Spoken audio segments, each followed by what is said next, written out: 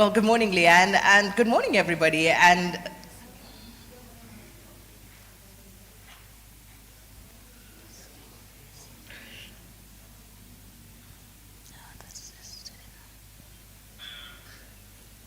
well, good morning, Leanne. Good morning, everybody, and welcome to White River in Mpumalanga. And this is, of course, where the sun rises. And what a beautiful morning it is with beautiful people in attendance. And this morning, our focus for this Women's Month is, of course, on women in science. And I must tell you that last night there was a glittering event honoring some of the women in science and the wonderful strides that they have made. And we are joined this morning by two of the winners, and we have the Deputy Minister, also a distinguished visiting professor who has had the task last night of delivering the keynote address, and of course L'Oreal. We'll tell you a little bit more about all of this in a short while. So SABC, South African Women in Science Awards. That's what took place here in White River last night, honoring the women who are making such wonderful, wonderful strides and contributions to society at large through science. And let me start without further ado by introducing our esteemed panel here this morning. The Deputy Minister of Science, Technology and Innovation, and that's Ms. Nomalungelo Kina. Deputy Minister, good morning, and thanks so much for being with us.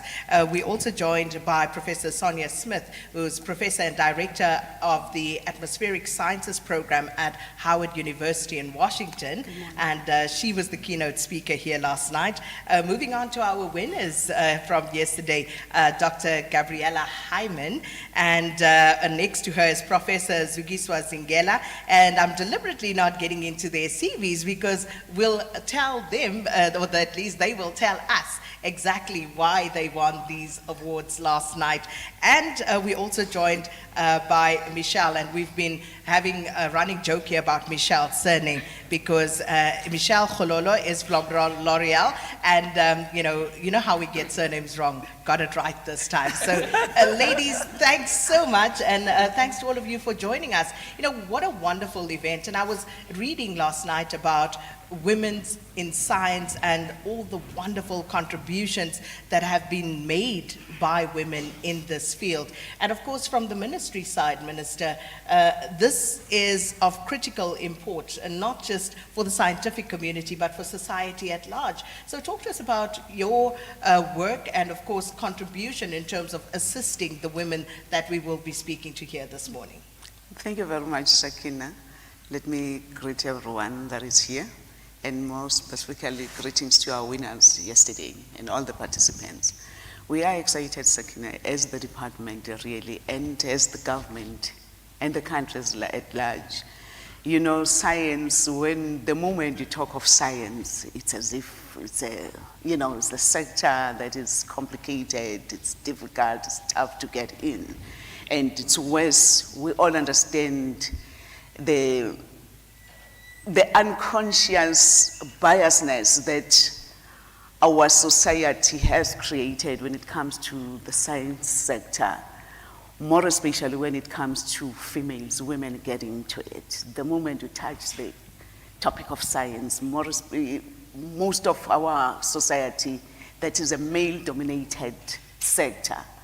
But we are here today, Sakina, we are here seated with these wonderful women, celebrating them as to say they made a breakthrough to this sector, and they've done wonderfully, Sakina. There are, of course, very real barriers, and funding being one of them, a critical one. Exactly. And I looked at your department's budget, and it is clear that you will need assistance from the private sector.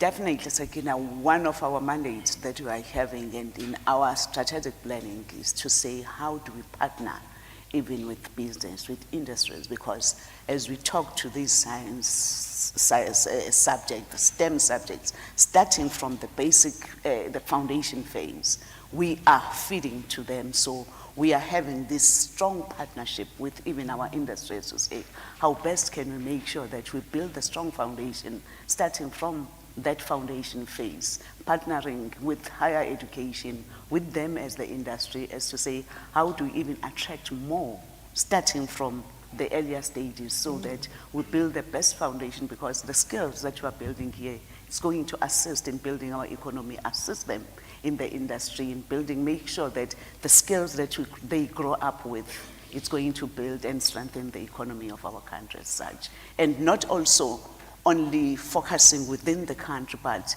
we are building even this partnership globally.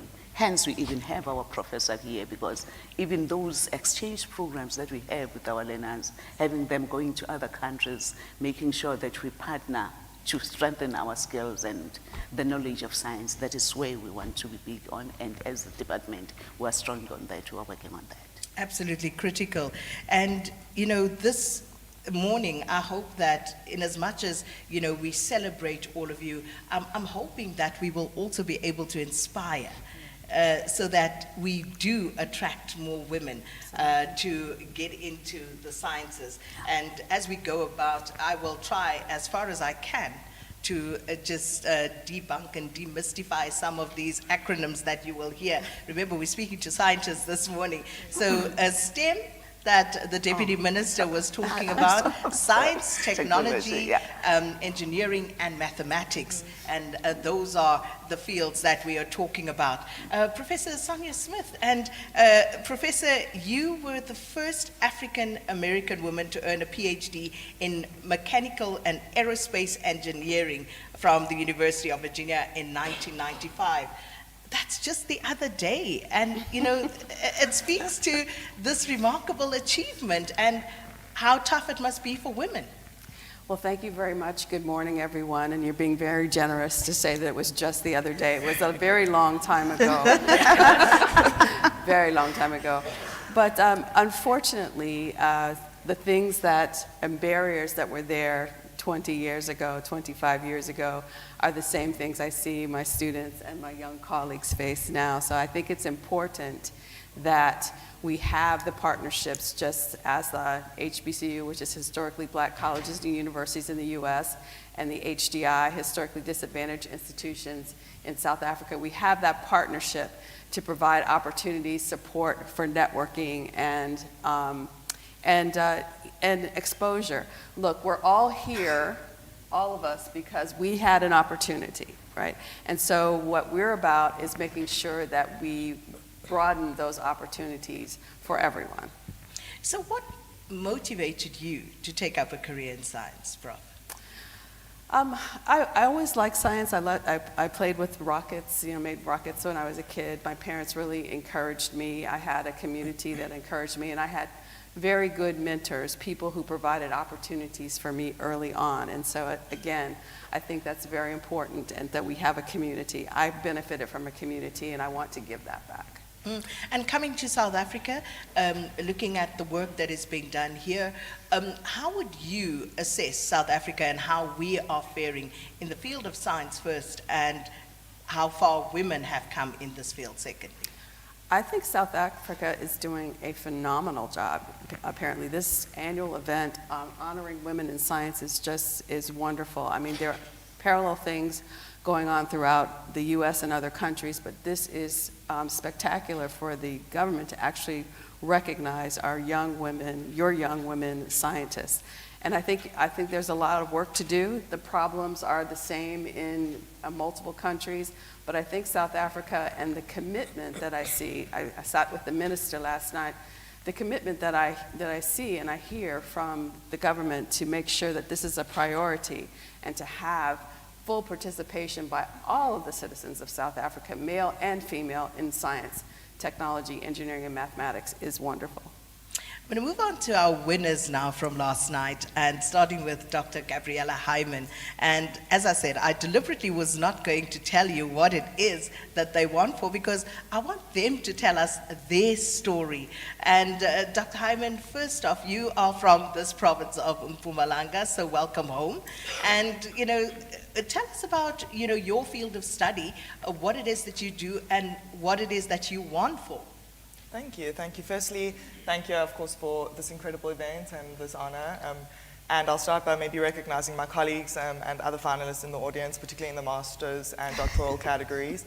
And of course, our mentors who we look towards, like Prof. Siki.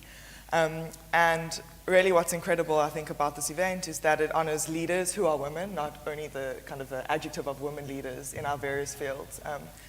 But in answer to your question, your core question, so I'm a doctor. I was trained at Wits, worked at Barrow for many years, and am now a clinician scientist through an incredible program pioneered by the SAMRC with support from Department of Health, from Wits University, and from Krasani Baragwanath's leadership to create this pipeline of future clinician scientists for South Africa. And what that means is that I can be a surgical medical officer and provide patient services, which is what I think truly motivates me, that drive to heal and to serve my community and my country, where, all the things that make us who we are. And then to be a scientist, to work in the space of health systems and demystify this black box of health systems where we think of just, kind of health service delivery, and we have this disconnect between the policymakers and funders, the providers or our frontline providers, and the patients or the population, the people who benefit from this triad of essential, and I say essential, not basic, care. And surgical care is, I argue, at the core of that essential service offering. And in this extremely exciting time, moving towards NHI, which I'm extremely enthusiastic about as a health reform and opportunity for collaboration between sectors. If each of us in our doctoral category holds a key component for that private-public partnership, for that innovation, and for that equitable bilateral exchange. And that pathway brought me to a very privileged opportunity to be a global surgery and social change research fellow at Harvard University, which I'm serving as well, and really having that bilateral exchange of bringing what we've learned and experienced as a South African trainee and product to the table, and then bringing back different perspectives and experiences. So that's what motivates me, and that's what I hope to see is safe surgery for all.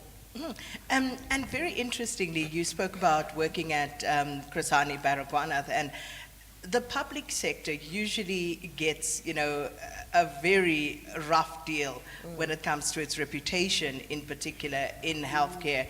And we forget that the very first heart transplant in the world was performed at a public hospital in South Africa, at Groote Schuur in Cape Town.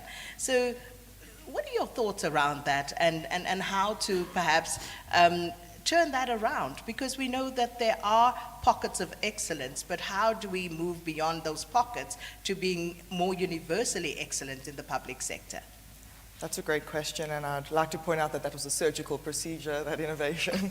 But it came as a product of a team of people working together to produce that innovation. And I think what maybe drives South African practitioners, physicians, clinician scientists, is that, I think, course value of equity and social solidarity, and that driving our need and driving our social innovation is often that need to bridge gaps, to close inequities, gender, race, and other inequities.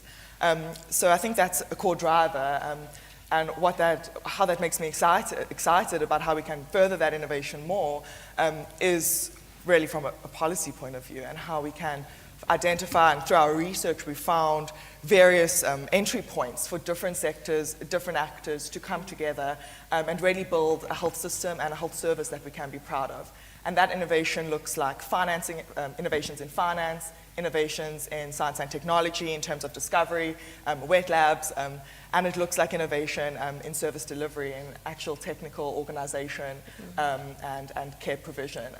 And I think the way we can activate those dreams and activate our community or future providers is by training and retaining the women, particularly in the system, so that we don't have a leaky pipeline of women scientists. And moving on to Professor Zuki Swazingela, who was the other winner, and you were saying you didn't even know you were the winner. You were looking for number 2 and 3, and who the 3 of you are, and there you were. Yes, I must say that was the cherry on top, because everybody was happy to be here. And as Gabi has mentioned, it is wonderful to see so much energy in our young scientists. And I was standing there thinking, what an honor. And then the next thing, I'm like, oh, okay, so I'm a winner too. And, if I look at the path that all of us walk, I know that the two of us sitting here are from the background of health services, but we've got the background of so many other diverse fields in South Africa. And it is beautiful that we have had the opportunity to be honored this way during Women's Month. So last night was a blast. So, in terms of the challenges that you have faced so far, Professor Zingela, talk to us about that and, how that could perhaps be improved upon moving ahead. Thank you. Well, if you look at South Africa, it's a land of opportunity, but it is also a land which lacks opportunity. And that, diverse world, which is a beautiful world for some people who have access to all of these opportunities, while it's also a world of shattered dreams for those who don't have opportunities. That is the kind of world where, effort that then comes from the government to try and improve access to all of these opportunities really makes a difference. So the challenges that one faces usually have to do with the background that you come from, the kind of school you went to, the kind of funding you had access to, the opportunity to be able to actually realize your dreams based on the intellect and potential that lives within you. So, if you think of my background, I come from a family where we grew up or were raised in a township called Zwide in Port Elizabeth. And if one then looks at that kind of background, you didn't have a chance to go to a private school. You also had the unrest years, which took away probably 3-4 years. But despite all of that, you keep your interests up. You keep your, love for education up. And before you know it, you are at this point in this chair and you look back and you think, there could have been so many other paths. So I think for me, being able to then, get over those challenges is not something that you achieve alone. My sister's in the audience. She was part of that journey. Don't shy away, sister. but it's an absolutely heartwarming story. And, I think it's also about making all of this personable so that these stories don't seem abstract and far away and things that are unattainable. And that's what I'm particularly grateful for in hosting events such as these. Michelle, L'Oreal, and I'm thinking, okay, L'Oreal, science, makeup, the undertones are never right for black women. So talk to us about, your contribution here and also, more importantly, supporting women in science. Sakina, you just said it yourself right now, undertones. And I'm very proud to say that as L'Oreal South Africa, we are of the notion that, the world needs science and science needs women, right? And those undertones that you mentioned, we're getting them right. You know why? Because we have amazing female scientists working in our R&I center to make sure that all the beauty products that are out there, they are for the relevant consumer. Right skin tone, right color, and everything. And without science, we wouldn't be able to produce such products, right? And from a corporate, like the Deputy Minister said, it's very important for us to be able to bridge the gap, to assist, the departments to make sure that we're bridging the gap in terms of providing opportunities for women in science. And like you said, you might ask, what does L'Oreal have to do with science? But our founder was a scientist, right? And that's why everything that we do is backed up by science. And I'm sitting here today because I'm very proud of the work that we are doing as a corporate alongside the department to make sure that we bridge that gap when it comes to providing opportunities for women in science. And that's exactly what I was asking the minister about, because they have a really paltry budget and they're never going to be able to do whatever it is that they envision. So this is where the corporate sector comes into play, because you're going to have to assist and hold hands through all of these projects that the department also hopes to see to fruition. But also with regard to young people, women in particular, and just enticing them to come into this field, because we know the beauty business is a multi-billion rand business.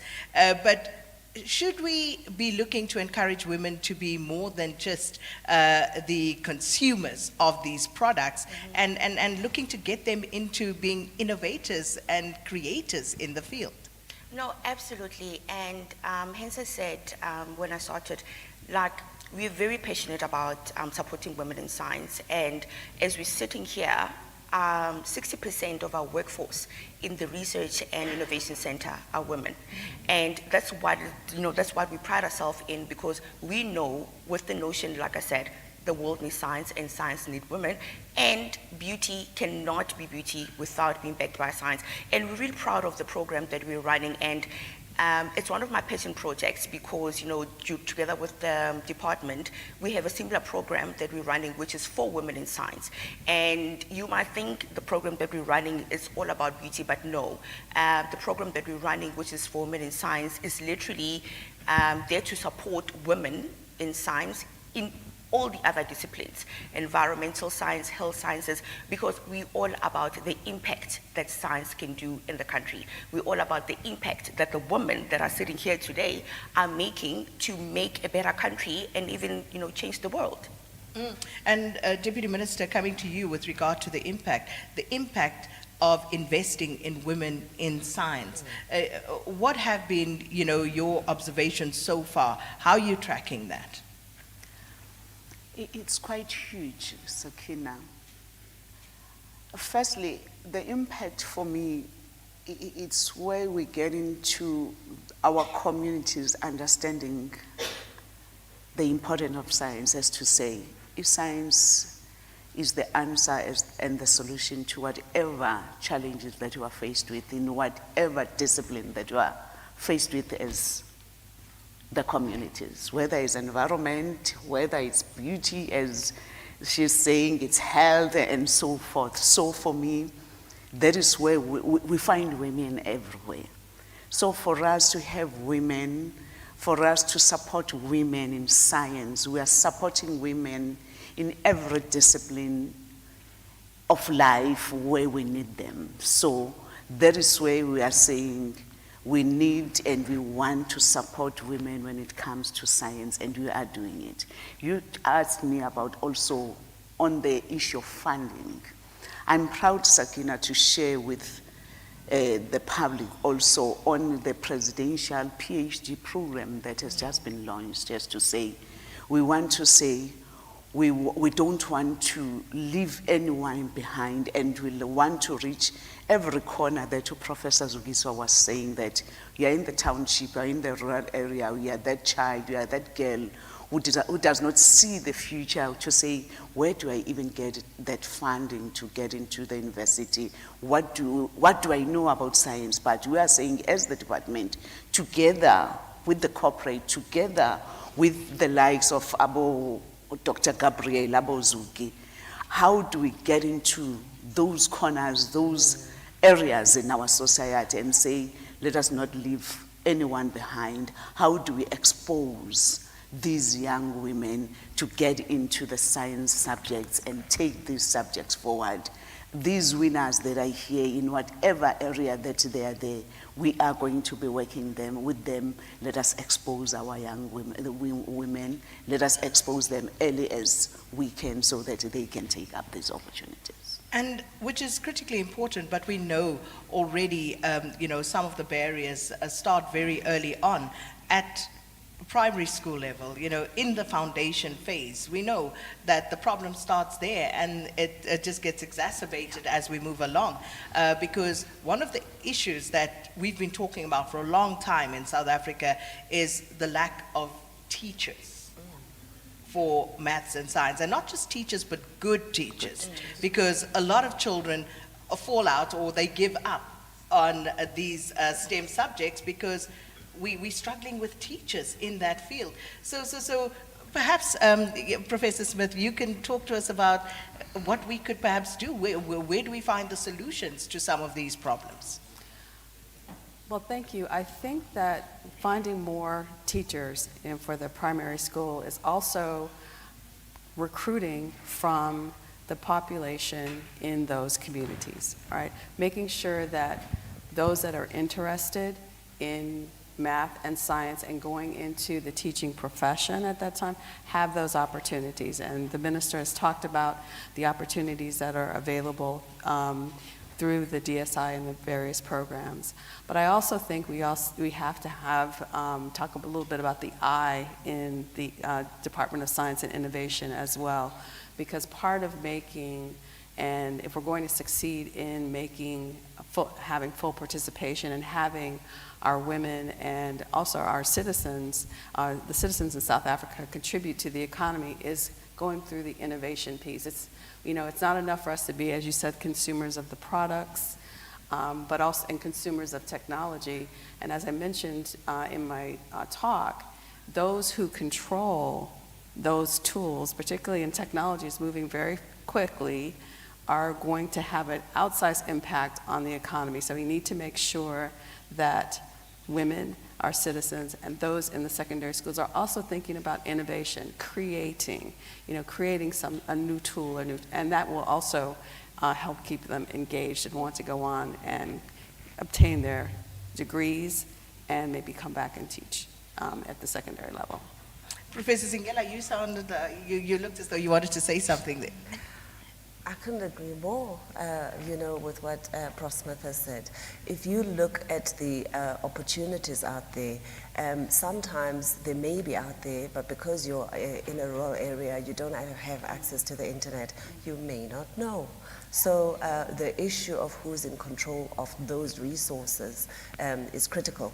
And more importantly, how does one then spread those resources to reach even the furthest corner of South Africa, so that a 5-year-old who's sitting playing with whatever tool is able to turn that into a career going into the future.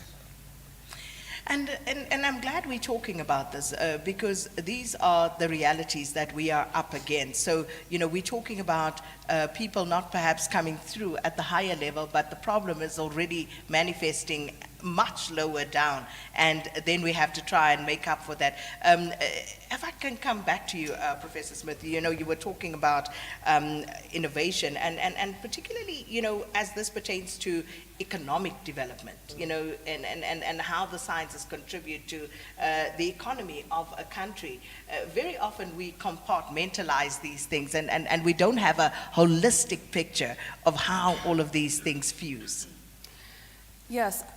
So innovation, as I said, drives any economy. And the more people you can have participating in innovation, particularly in STEM, science, technology, engineering, and math, because as we mentioned, those are where a lot of the highest paying jobs are. And if you can have creators, not only consumers of the technology, but creators. And that also means that at our secondary and higher ed level, we have to have our researchers also have that innovation mindset, saying, okay, the research that I'm producing, now I can take that and market that into a product or an invention.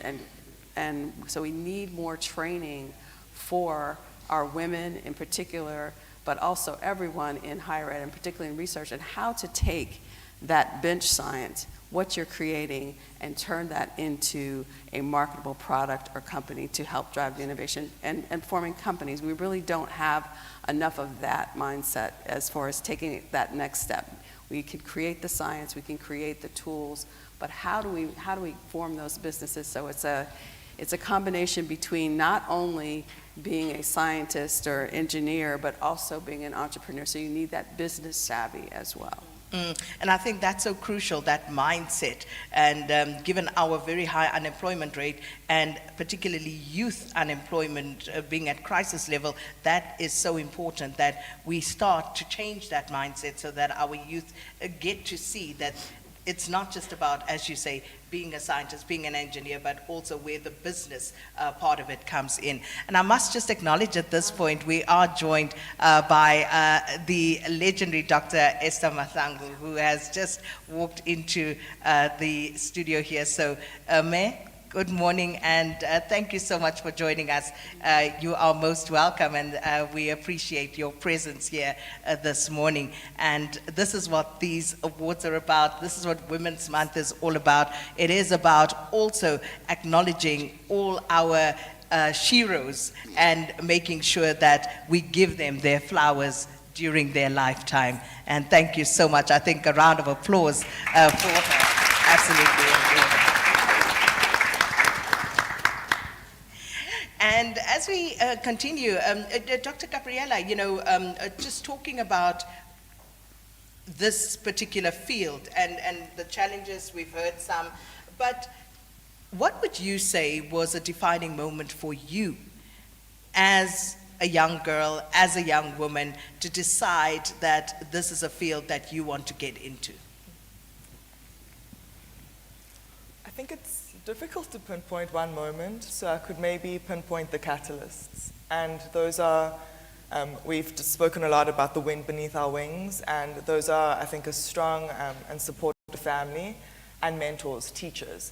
And those aren't always the same thing, but often they are, who've instilled this mindset of, proceed as if, success is inevitable and just do the work. Hard work makes good luck, that mentality. That for me, I think, maybe came at a young age, working hard, being acutely aware of social injustice and disparities and using that as a fueling force. It's unfortunately something that's still there as a fueling, as a fuel of drive. So that's something that's defining, and I think perhaps as a clinician, what perhaps spurred me to pursue this dual pathway of clinician-scientist, and some of the catalysts on that draw on an earlier comment you made about that public health system getting a bad rap and really struggling, and our data shows it is functioning at a suboptimal level. A lot of the infrastructure is there, but the real beauty, I think, particularly of working at Chris Hani Baragwanath Hospital, is the health workforce, the humans,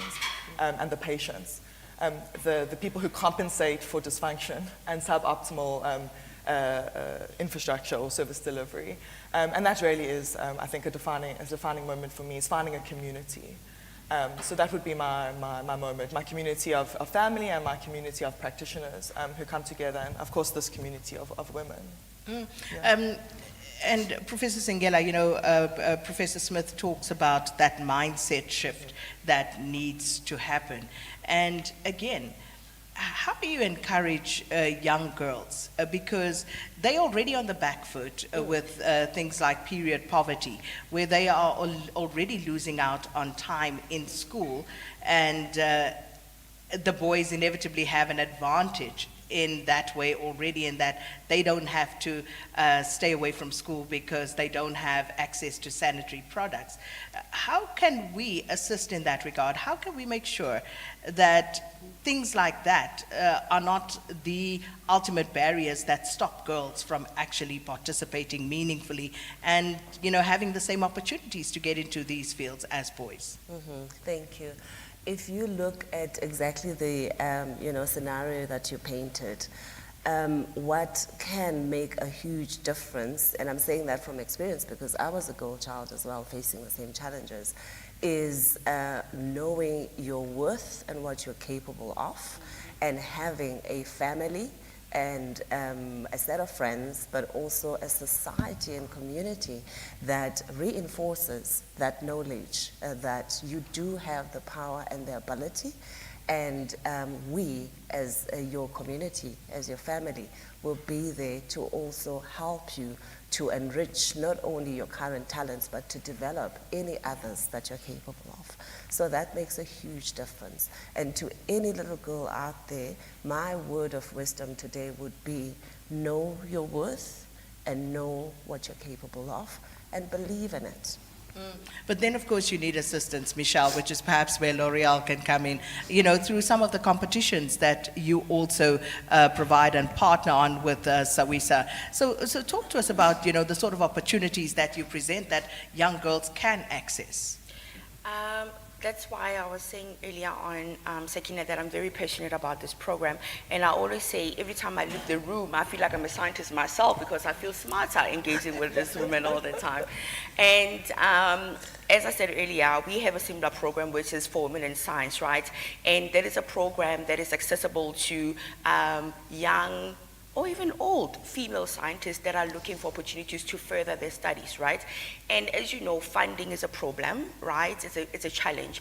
And that is where us as corporates, we come in to help, in terms of providing monetary assistance for women to actually further their research studies, right? And what's also amazing about that is not only about the advanced scientists, but then we're also not leaving the the young girls behind. We do partnerships with the likes of, like I said, the DSI, the NRFs, to provide programs for young scientists to expose them to the opportunities, that this world of science offers.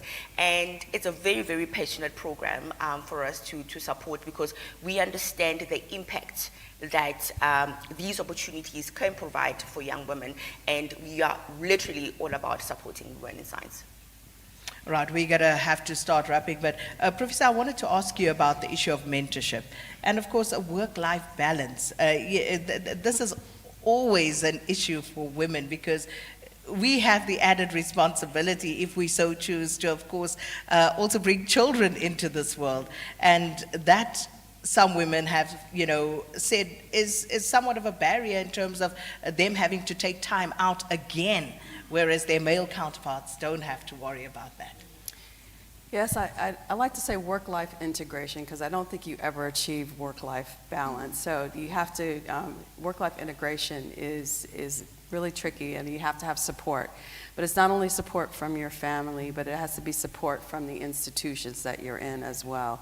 So childcare. I remember at one point I had to have a conversation with the spouse of one of my graduate students, because they didn't understand the fact that, in a lab, people are calling, you have to work different types of hours. And so it's sort of socializing what the path is for someone who is doing research and trying to achieve the PhD or graduate degree. It's socializing that. So it's not only the labs, the institutions of higher education to have that support system, but you also have to socialize that with the families as well, so that they understand exactly what is going on. Because a lot of times, your families don't know. You're going to get a PhD or you're going to graduate school. Okay, but what does that mean? And that means that there's time that you have to spend in the lab, that's time that you have to spend with your colleagues, networking, going to conferences, to make sure that you get your name out there. And in order to do that, you have to have the support system. So I have had students with young children, and they come to the lab, and I've held children and babysat while my students have given their conference presentations. So you just have to, have to be willing to work, and it takes good mentors, good professors, and I think more of us need to do that. And DM, I'll give you the final word, because I think that's such a great note on which to end, where Professor Smith talks about the fact that very often we are not socialized to understand the rigors and all the expectations that come about. But your final word on this. Thank you very much. My final words, we talk of the barriers, Sakina. One of the major barrier, again, that I've noticed, is the family. From the very early ages, our learners, even if they wish to take these STEM subjects from their very early stages, us as parents, we still need to change our mindset. Maybe from us as government, from us as those who are now enlightened, just to expose the communities as to say, what is the good that we can get out of the STEM subjects. It's us as parents who still block our children from taking these STEM subjects. I'm the one who will be saying, hey, let me use the Zulu name. Science. Will take a long time to, the mindset even from us as parents, as to say, avoid to take this, because I want you to pass Mtaname, I want you to get a degree earlier, don't waste your time there. There's so much that you need to work on. Getting to school per se, the education, the educators themselves, not anyone gets into science subjects, the way we try to sift, blocking children that we're going to afford and we're going to be capable and pass on those subjects. As I'm saying, a lot of mind shift and mindset setting that we need to work on before we even get into the level of the university where they get into those labs, they do those research and so forth. So for me, we still have a long way to go, but I'm happy, Sakina. I'm saying as a country, really, we've made a lot of strides. Yeah. We are celebrating our women. There's a lot that we have achieved, but still a long journey to travel. Indeed, there is. And of course, 30 years of democracy is what we're celebrating in South Africa this year. And we're coming to you from White River. And this is, of course, where last night the scientists, women in science, were celebrated by the department. And this is where we're going to have to leave it this morning. But hope you've been inspired and hope that more young girls watching this are thinking, I'd love to be on that panel one day. And with that, have a fabulous weekend. Back to you, Leanne.